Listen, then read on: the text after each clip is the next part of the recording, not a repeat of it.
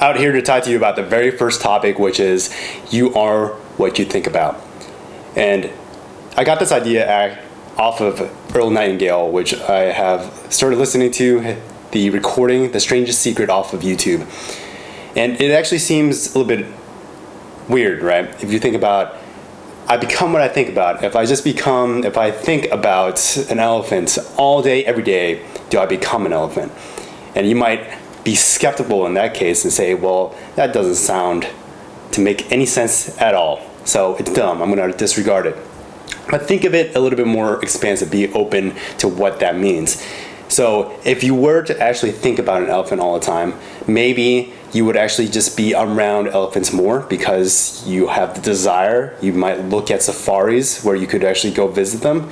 Or maybe because you think about an elephant, you want to become one, then you start eating like an elephant, and you might consume large amounts of food that you become bodily wise bigger and more resembling that of an elephant.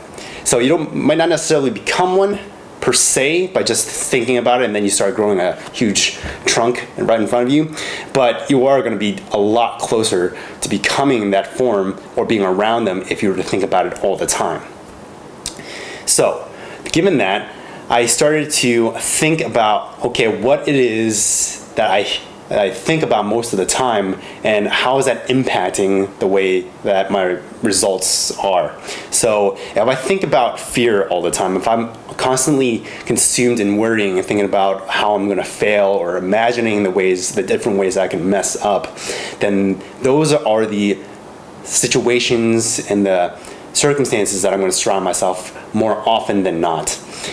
And the opposite is also true. So if you think about all of the positive things, thinking positive terms of imagining how you can succeed, imagining all the different ways that you could make your life better, those are the things that will start attracting the circumstances that will mirror the things that you think about.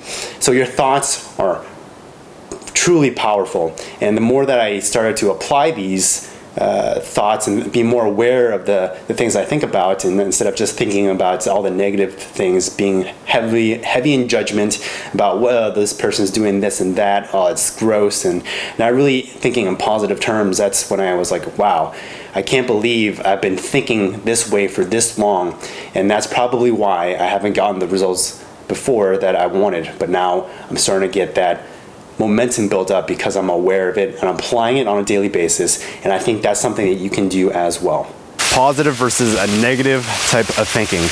So we all have an amazing ability to look at the world in our own unique perspectives. And to look at it, everything on the outside is really it's amoral. It doesn't necessarily mean anything good or bad. It's just what we associate with meaning that actually makes it good or bad. Let's take, for instance, a brick. If you were to hold it in your hand, it can either be used to throw it through a window and completely shatter someone's window, or you could use it to build a house and keep an entire family warm. So depending on how you want to use a material, or maybe even it's anything other concepts in the world, the way that you view it has a huge impact on the way that it either produces value or it takes away value from other people. So along those lines, about the way that you set your paradigm, the way that you look at the world, either in positive terms or negative terms, is going to affect your results as well. So when I say positive terms, positive thinking, I'm thinking in terms of what is it that is going to be self-loving, that's going to give myself more energy, more resources, and the forgiveness of the mistakes that I'm going to inevitably make, because we all make mistakes. So I play tennis, and one thing that I've found extremely helpful in my game in terms of mentality is that if I miss a shot, instead of saying things like, oh, you're just so slow, why can't you just hit better? Those are all negative thinking in negative terms, which drives my energy down, and I might actually end up being more tense and hitting those shots out anyways. So switching that mentality over to positive thinking in positive terms, is that if I miss a shot, I start to say to myself instead, that actually was not, I didn't miss it by much. If I just make these adjustments, I'll actually start winning these points.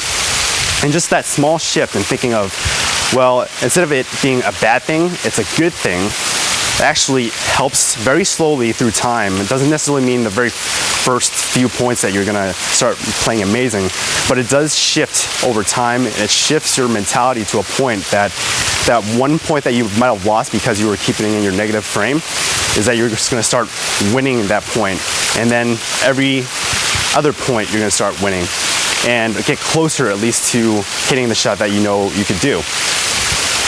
And over a period of a few weeks, few months, when you start adopting these mentalities of thinking in positive terms, that small shift is really going to build momentum, and that's what's going to end up changing your life. So that's just one of the many examples of the types of insights that I've found to be really helpful for changing the way I look at the world and getting better results. And hopefully you will get some value out of the YouTube videos that I'm going to share with you, and I'll see you next time.